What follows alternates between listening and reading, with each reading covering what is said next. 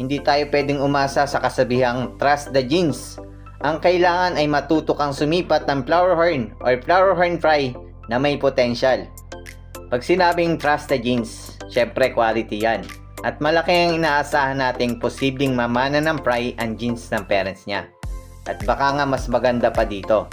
At tama ang naisip mo na kumuha ng fry na galing sa quality genes. Pero para makakuha ng quality na flower horn, ito pa rin ay nagsisimula sa tamang pagpili ng flower horn or flower horn fry. Halimbawa na lang, alam nyo ba yung Alawi strain? Dating usong-uso ang genes na to. Sa hindi pa po nakakaalam, ang Alawi strain ay full mass genes at ang overcross pair nito ay parang talingkala ng kadena kaya maganda. Kaya naman marami ring gustong bumili ng fry nito at marami ring newbie ang naloko ng mga reseller dahil sa kasabihang trust the genes. Oo, maganda ang Alawi strain, no doubt ako dyan. Pero hindi lahat ng fry nito ay posibleng maging full mass paglaki.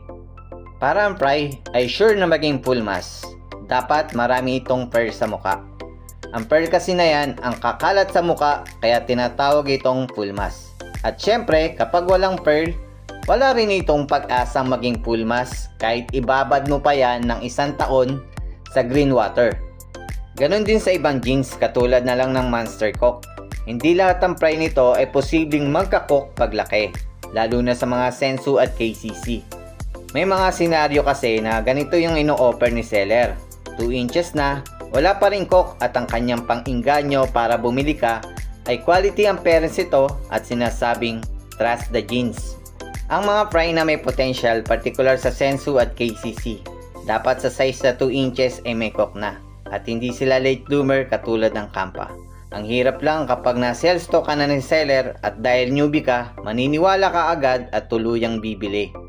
In short, hindi lahat ng nilalabas ni quality genes ay quality din. Hindi tayo pwedeng umasa sa kasabihang trust the genes. Ang kailangan ay matuto kang sumipat ng flower horn or flower horn fry na may potential. Kaya ugalihing magtanong-tanong, mag-research at matuto sa tamang pagpili ng flower horn at flower horn fry. Anyway, meron po kanyang video sa aking YouTube channel, FB page at TikTok account.